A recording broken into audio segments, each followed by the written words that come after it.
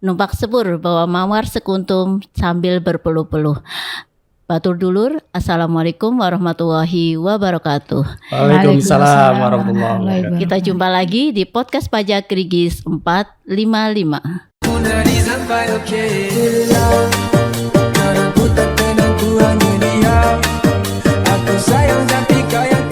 Oke kawan pajak, kita jumpa lagi di podcast Pajak Rigis 455. Kali ini kita akan mengusung akan mengusung tema mengenal PSIAP dan dampaknya bagi wajib pajak. Sebelum kita bahas nih, asyik membahas tentang tema ini, sebelumnya kita kenalan dulu dengan para narasumber yang memang keren-keren kali ini. Oke, yang pertama ada Mas Taslani. Beliau ada salah satu penyuluh di KPP Pratama Cirebon 2. Assalamualaikum Mas Taslani. Waalaikumsalam Mbak Ipa. Assalamualaikum kan pajak semua. Oke, gimana kabarnya Mas? Alhamdulillah sehat. Oke, kalau sehat berarti siap berbagi ya Mas. Insya Allah. Oke. Nah di sini ada narasumber juga nih yang nggak kalah keren sama yang satu gitu ya. Di sini ada Mbak Ella. Oke, selamat apa ya? Assalamualaikum Mbak Ella. Waalaikumsalam warahmatullahi wabarakatuh. Oke, Mbak Ella sehat ya? Alhamdulillah sehat. Sehat, alhamdulillah. Siap berbagi juga ya, menemani kita, mengenai kawan pajak semua untuk berbagi mengenai informasi PSIAP. Oke, nah tadi udah kenalannya udah kenalan dengan saya selaku host hari ini, Toipah ya, udah kenalan dengan Mas Taslani juga, dengan Mbak Ella juga. Kita kayaknya sudah siap nih membahas PSIAP gitu ya. Dari tadi siap-siap terus gitu ya. Kira-kira kawan pajak ini kayaknya penasaran nih Mas Taslani, sebenarnya PSIAP itu apa sih gitu? Apa siap gerak gitu ya gitu. Seperti itu. Bisa tolong dijelaskan Mas Taslani? Ya, terima kasih Mbak Ipa. Oke. Ya, baik kawan pajak semua. Jadi mungkin kawan pajak atau kita semua belakangan ini ya kurang lebih hampir 1 tahun sering mendengar atau membaca di media khususnya di internet bahwasanya Direktorat Jenderal Pajak atau DJP saat ini sedang membangun pembaruan sistem inti administrasi perpajakan atau core tax system atau yang lebih dikenal dengan PSIAP. Jadi PSIAP ini merupakan proyek rancang ulang proses bisnis administrasi perpajakan. Ya melalui membangun sistem informasi berbasis komersial atau commercial of the sale. Disertai dengan basis data perpajakan sehingga sistem perpajakan akan lebih mudah, lebih andal, terintegrasi, akurat dan pasti. Yang semua itu bertujuan untuk meningkatkan pelayanan, pengawasan serta penegakan hukum di bidang perpajakan. Dan PSIAP ini juga sebagai perwujudan reformasi birokrasi di bidang perpajakan ya yang sedang digalakan oleh DJP saat ini secara berkelanjutan. Kira-kira seperti itu Mbak Ipa. Berarti ini kelanjutannya dari reformasi perpajakan termasuk sebagai perwujudan reformasi birokrasi di bidang perpajakan. Dan intinya tadi ya untuk mengoptimalkan tadi ada pelayanan dan lain sebagainya. Pengawasan dan penegakan hukum di bidang perpajakan. Oh gitu. Nah kira-kira jadi mungkin yang menjadi alasan apa yang melatar belakangi Mas dengan kita perlu nih harus ada PSIAP itu apa? Ya. Alasan tepatnya. Tentu kita terlintas dong pikiran apa sih yang menyebabkan atau yang melatar belakangi atau urgensinya perlu adanya PSIAP ini. Jadi yang melatar belakangi atau urgensi perlu adanya PSIAP ini karena terdapat beberapa keterbatasan sistem inti DJP saat ini. Antara lain ya. Jadi sistem informasi yang tersedia saat ini belum mencakup semua proses bisnis. Jadi kita tahu sistem informasi kita ada SIDJP, ada e-faktur, DJP online dan macam-macam sebagainya, di mana masing-masing sistem informasi tersebut belum saling terintegrasi satu sama lain, belum seluruhnya, ya, dan belum mencakup seluruh proses bisnis yang ada di DJP. Selanjutnya yang kedua, terdapat peningkatan beban akses, peningkatan akses dan pengolahan data. Kita mungkin sering dengar ya bahwasanya aplikasi pajak ya terutama DJP online atau e-faktur itu sering mengalami kendala error ya, trouble, jaringan, server dan lain sebagainya ya. Karena memang meningkatnya beban akses dan pengolahan data yang begitu besar. Banyak pengguna ya. Tingkatnya akses ya, beban juga, data yang diolah juga semakin besar. Kemudian yang ketiga ya, karena perkembangan ya, dunia digital yang terkini yang sangat pesat ya. Kita tahu Betul. beberapa tahun terakhir ini perkembangan dunia digital begitu pesat. Jadi infrastruktur sistem informasi yang kita miliki saat ini yang dimiliki oleh DJP itu udah usang atau tidak relevan dengan perkembangan dunia digital saat ini. Maka ketiga, tadi keterbatasan tadi yang menyebabkan ya, yang melatar belakangi pemerintah mengambil kebijakan atau putusan perlunya ada pembaruan sistem informasi tersebut gitu. melalui tadi PESIAP tadi PESIAP tadi. Jadi PESIAP tadi istilahnya menjawab pertanyaan-pertanyaan tadi gitu ya Mas. Iya. Karena di samping memang kan perkembangan digital sangat dinamis sekali gitu ya. Sangat pesat. Makanya perlu dengan adanya PESIAP. Oke, berarti ada dong manfaat-manfaatnya, apa yang memang benefit atau manfaat yang bisa didapatkan oleh wajib pajak Mbak Ella yang seperti yang dijelaskan Mas Tas tadi dengan adanya latar belakang juga dengan adanya pengertian setelah pengertian dijelaskan juga latar belakangnya pasti ada manfaat lah ya Mbak. Bisa tolong disebutkan manfaatnya nggak Mbak Ella khususnya untuk kawan pajak semua. Baik. Begini ya, apa manfaat dari PESIAP itu ya? PESIAP memiliki banyak manfaat bagi berbagai pihak, terutama wajib pajak ya. Manfaat itu antara lain yang pertama adalah peningkatan efisiensi. PESIAP sudah memanfaatkan teknologi informasi yang canggih sehingga dapat membuat DJP dan wajib pajak untuk memproses informasi perpajakan dengan lebih cepat dan efisien. Sehingga ini kan dapat menghemat waktu dan sumber daya yang ada ya, seperti itu. Terus si manfaat yang kedua, transparansi. PESIAP bertujuan memberikan transparansi dan dengan memberikan akses yang lebih mudah kepada wajib pajak untuk melihat dan memverifikasi informasi perpajakan mereka. Itu ya manfaat yang kedua. Selanjutnya manfaat yang ketiga itu kepatuhan yang lebih baik. Di sini DJP akan memberikan pemberitahuan otomatis kepada wajib pajak mengenai berbagai kewajiban perpajakannya. Mencakup pemberitahuan tentang jadwal pembayaran, terus pengajuan laporan pajaknya, terus informasi lain yang relevan. Sehingga diharapkan kepatuhan wajib pajak itu menjadi lebih baik. Sedangkan manfaat yang keempat itu mengurangi sengketa pajak. Karena adanya transparansi dalam PESIAP ini dapat mengurangi potensi konflik dan sengketa perpajakan antara DJP dan wajib pajak. Karena wajib pajak dengan mudah dapat memverifikasi informasi perpajakan mereka sendiri tentunya. Nah, selanjutnya yang kelima nih, manfaat yang kelima adalah pengelolaan resiko yang lebih baik. Nah, di sini DJP dapat lebih cepat mengidentifikasi potensi resiko perpajakan dan mengambil tindakan yang sesuai. Hal ini memungkinkan DJP untuk mengelola resiko perpajakan dengan lebih baik dan meminimalkan potensi kerugian bagi negara. Gitu. Jadi jadi gitu ya kawan pajak ya, tadi dijelaskan sama Mbak Ella ada banyak nih Mbak Ella, panjang ya Mbak Ella ya. Panjang. Penjelasannya cukup panjang. Intinya di sini adalah untuk meningkatkan kepatuhan begitu salah satunya ya Mbak Ella.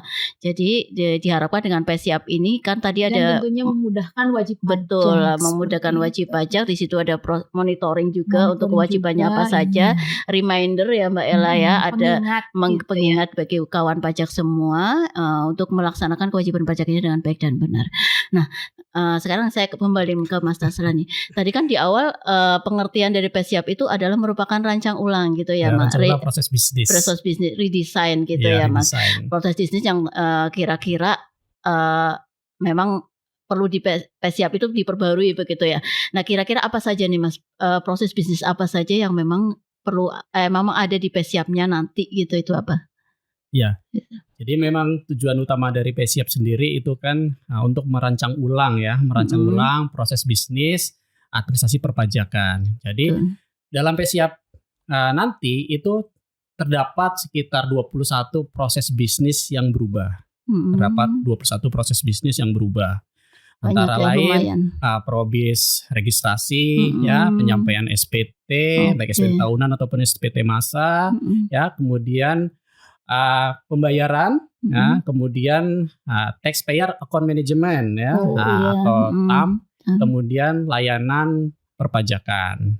Sampai dengan banyak itu 21 proses bisnis sampai dengan probis ya mengatur tentang keberatan maupun non keberatan. Oh gitu. Tapi mungkin karena saking banyaknya probis ya, tentu Iya, kita nggak bisa bahas semua dan kita heeh. fokus kepada probis yang berdampak langsung pada wajib pajak, yaitu Oke. probis registrasi, ya, penyampaian SPT, pembayaran, Oke. taxpayer account management, dan Oke. layanan perpajakan. Itu Oke, saja dulu. Itu saja. Kita akan bahas yang kurang tadi 5 ya sepertinya ya Mas. Iya, ada 5. Registrasi, penyampaian SPT, pembayaran, taxpayer account management atau TAM, kemudian layanan perpajakan. 5 Oke, itu yang ini probis yang berdampak langsung pada wajib pajak. Oh, kalau kita bahas lainnya nggak selesai-selesai. Nggak selesai, 7 malam. Oke, berarti tadi ya yang Iya. berdampak ke Resepsi wajib di pajak kampung secara pun kalah langsung. 7 malam.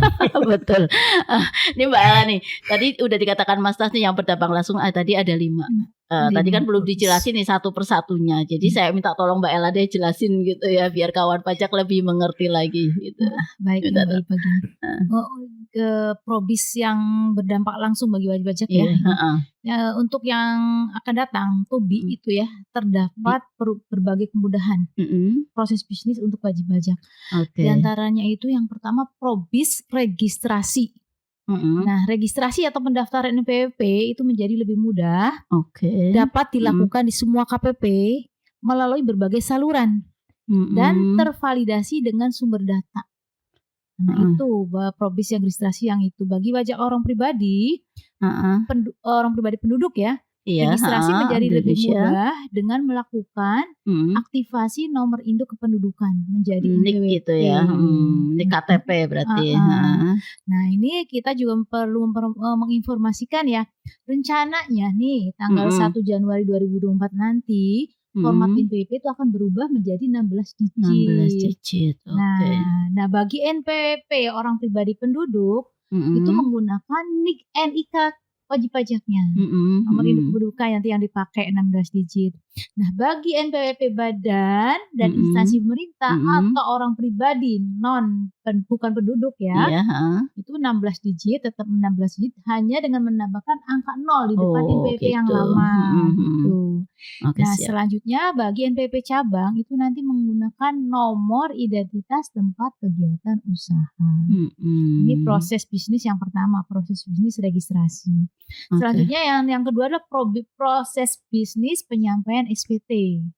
Nah, penyampaian SPT ini menjadi lebih mudah karena didukung dengan secara integrasi ya, mulai dari proses persiapan, terus penyampaian, pengelolaan, dan proses pembayaran itu dalam satu aplikasi. Oh gitu. Karena selama ini kan kita ketahui kan e-faktur sendiri gitu ya, terus e-buku sendiri, sistemnya sekarang nantinya TOBI itu nanti semua terintegrasi dalam satu aplikasi gitu ya.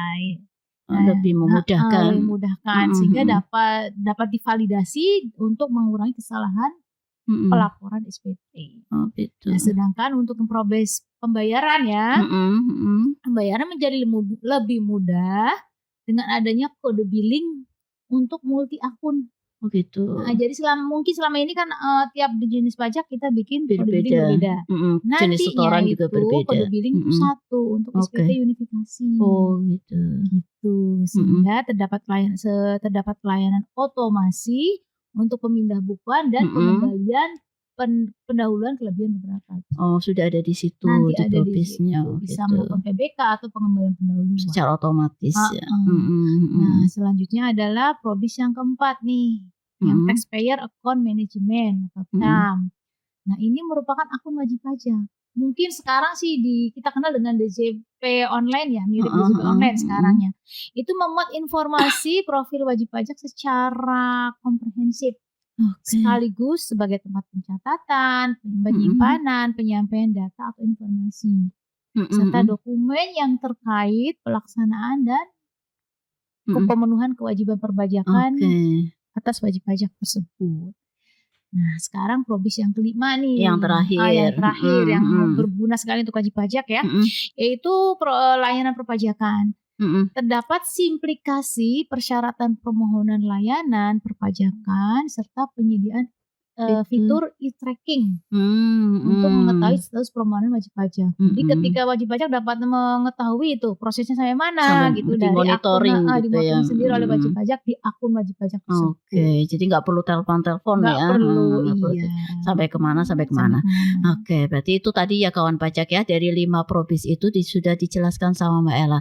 Nah sekarang Mas Tasrani, tadi kan Mbak Ella menyampaikannya bahwa dari manfaatnya tadi akan memudahkan wajib pajak, mudah wajib pajak itu lebih mudah lagi dalam melaksanakan kewajiban perpajakannya. Jadi bilang mudah terus gitu. Kira-kira jangan cuma mudah aja Mas. Kira-kira emang ada fitur-fiturnya nggak di situ yang memang memudahkan bagi kawan pajak gitu? Ya, makasih Bepa. Jadi sebelum saya jawab pertanyaan Bepa dulu ya, sedikit melengkapi tadi yang sudah jelaskan sama Bu Elwati. Tadi itu banyak kan manfaatnya ya kan, unggulannya itu banyak. Saya coba sedikit nambahkan di proses registrasi tadi, ya kan. Nah, jadi kalau yang kita kenal saat ini kan memang pendaftaran itu lewat IREK ya, lewat IREK. Sedangkan sebelumnya juga bisa daftarkan secara konvensional, datang ke KPP, tetapi di mana KPP itu ngikutin domisili si wajib pajak ya kan. Nah, domisili KTP atau di tempat dudukan. Nah, jadi kalau untuk yang tubinya ya, tubinya ini semua channel ya, multi channel ya. Kemudian bisa di semua KPP mendaftar. Artinya tidak terbatas mendaftar di KPP domisili atau tempat kedudukan ya. Itu bisa misalkan orang Cirebon tiba-tiba ada di misalkan di Kalimantan atau Jakarta, bisa mendaftar di KPP terdekat di sana. Nggak perlu pulang kampung ya. Layanan tetap lewat internet tetap bisa. Kita tetap buka, bisa datang langsung atau melalui pos sekalipun itu bisa. Ya, jadi multi channel ya, multi saluran, kemudian bisa di semua KPP, bahkan bisa dimediasi atau difasilitasi oleh pihak ketiga misalnya. Itu sangat mungkin misalnya seperti perbankan ya atau pihak-pihak terkait itu bisa memfasilitasi untuk pembuatan NPP. Jadi dibuka semua saluran. Dan borderless, jadi nggak terbatas dengan KPP tertentu. Oke, jadi tidak membatasi ya, tidak membatasi ruang waktunya juga, tidak menghabiskan istilah waktunya bagi kawan pajak gitu ya. Jadi lebih fleksibel menyesuaikan dengan situasi wajib pajak saat itu, nggak perlu pulang dan kampung. Bisa direkam dimanapun gitu. Bisa. Baik, terus sekarang yang pertanyaan. Melanjutkan tadi, tentu kita sebetulnya masih ada kaitannya dengan jawaban Bu Ella juga ya. Jadi fitur-fitur atau fitur unggulan yang ada di PSIAP itu apa saja yang merupakan jadi semacam nilai jual ya, jual atau nilai yang ditawarkan, nilai unggulan yang ditawarkan pada wajib pajak. Yaitu pertama, kita orientasinya adalah akses online ya, berbasis akses online. Jadi PSIAP ini berbasis online di mana wajib pajak mengaksesnya lewat seperti portal DJP yang sekarang ya mirip-mirip DJP online lah. Akses berbasis web. Di situ wajib pajak bisa mengajukan permohonan, pelaporan pajak, atau mendapatkan informasi-informasi terkait ya secara online dengan mudah dan cepat. Kemudian yang kedua, jadi dalam PSIAP ini nanti akan mengirimkan notifikasi ya, pemberitahuan secara otomatis. Nah, pemberitahuan seperti apa? Ya contohnya misalnya pemberitahuan jatuh tempo pembayaran, laporan SPT, ya, atau informasi-informasi lain yang relevan, ya, mungkin saja undangan edukasi, mungkin saja ya, atau informasi-informasi terbaru ya terkait peraturan perpajakan yang itu, dinamis gitu ya, yang Mas. berkaitan dengan wajib pajak itu akan muncul notif ya, notif pemberitahuan pada wajib pajak. Selanjutnya pelaporan pajak secara online. Ya, ya memang sih kondisi sekarang tuh udah online ya, tapi ini terus dipertahankan bahkan lebih dipercanggih ya. Nah, tadi sudah disinggung sama Bu Ella bahwasanya pelaporan kita sudah online, di mana situ wajib pajak diusahakan dalam fitur ini mengurangi atau minimalisir resiko kesalahan pengisian, kesalahan penghitungan yang selama ini manual ya. Jadi bisa diminimalisir karena ada data pre-populated dari lawan di SPT tersebut lawan transaksi. Jadi benar-benar diminimalisir resiko kesalahan tulis hitung. Jadi nggak perlu ngetik lagi gitu ya. Nah, seperti itu. Kemudian fitur selanjutnya di PSIAP ini untuk pelaporan SPT, baik SPT tahunan ya kan ataupun masa ini dapat dilakukan secara terpadu dalam satu aplikasi.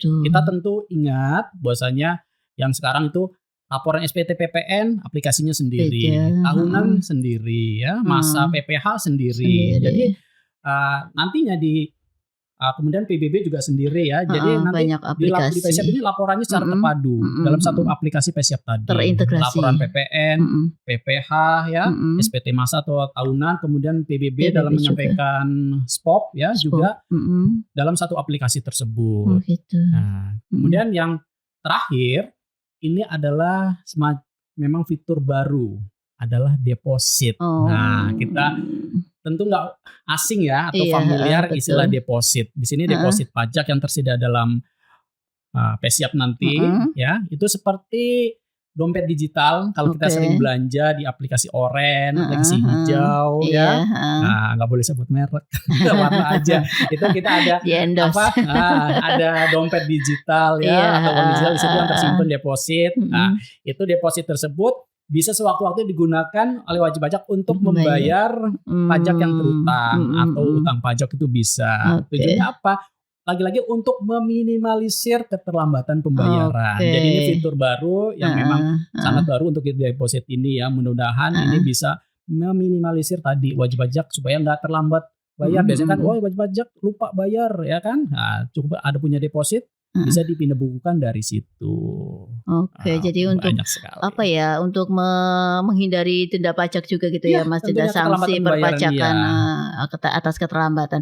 Nah, itu ya kawan pajak, kalau kita dengar tadi dari penjelasan Mbak Ella dan Mas Taslani tadi, sepertinya manfaatnya memang sangat sangat banyak ya yang bisa didapatkan untuk kawan pajak semua gitu. Jadi bagi wajib pajak juga ada fitur-fitur yang memudahkan di situ. Sepertinya memang PSIAP ini memang jawaban dari permasalahan yang selama ini terjadi gitu ya, Mas, dari kurangnya tadi banyaknya akses, gitu, seringnya error, kemudian juga tidak terintegrasinya SPT gitu ya, mencar-mencar di mana-mana, banyaknya aplikasi. Sepertinya ini memang kalau dicermati ini ya merupakan jawaban dari itu semua gitu ya, karena idealnya seperti itu.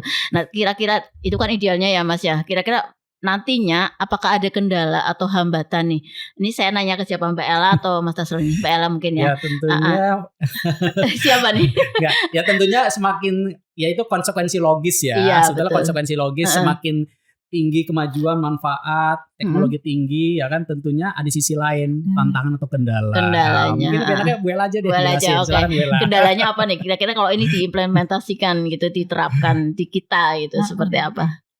Ada nggak kendalanya? Ini ya, meskipun ya ini ya, PSIAP itu kan ada memberikan banyak manfaat ya untuk wajib pajak gitu. Tentunya di samping ada manfaat, dalam implementasinya tentu ada kendala dan hambatannya gitu ya. Nah, itu hambatannya meliputi apa saja? Nah, yang pertama itu integrasi sistem yang kompleks. Karena integrasi ini kan dari berbagai jenis pajak ya, misalnya ada PPH, PPH, PPN, PPB, dijadikan satu dalam satu platform gitu ya. Nah, itu tentunya memerlukan pemahaman mendalam bagi tiap masing-masing pajak tersebut. Sistem perpajakan yang ada serta koordinasi yang cermat tadi dari berbagai jenis pajak tersebut. Nah, terus kendala yang berikutnya adalah keamanan data dan privasi. Tantangan utama banget ya, karena sekarang kan melindungi data perpajakan dari ancaman cyber ya, yang semakin canggih nih. DJP juga harus menjamin keamanan data dan privasi wajib pajak tersebut. Nah, sehingga DJP harus berinvestasi ya, harus berani berinvestasi dalam infrastruktur keamanan siber ya yang kuat dan terus untuk memantau potensi dari risiko keamanan tersebut.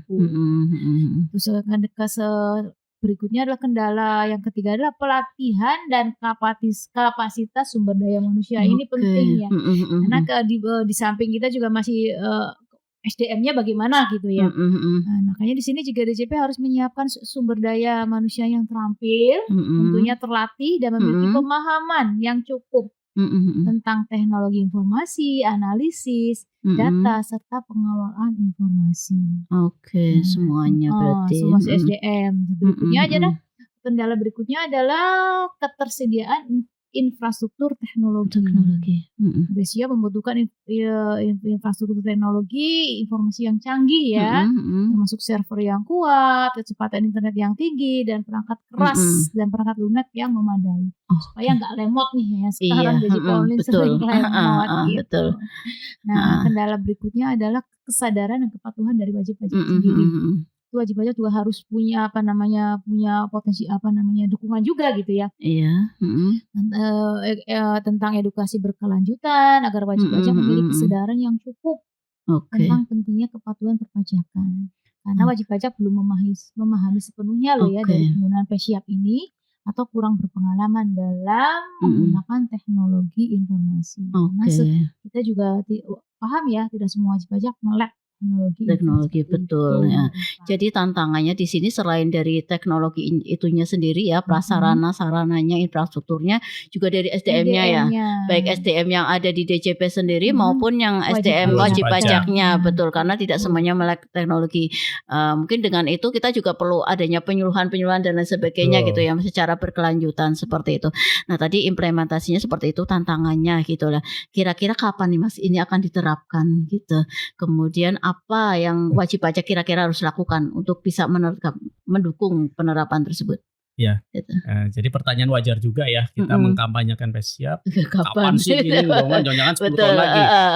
Ngapain kampanyekan sekarang kalau 10 tahun lagi ya gitu. Siap. Jadi menurut informasi yang kami terima ya, kita terima bahwasanya semula ya implementasi PESIAP ini akan per 1 Januari 2024. Tapi sepertinya ya akan mundur sampai dengan pertengahan 2024 ya. Gitu. Ya. Tapi insya Allah dalam waktu dekat ya.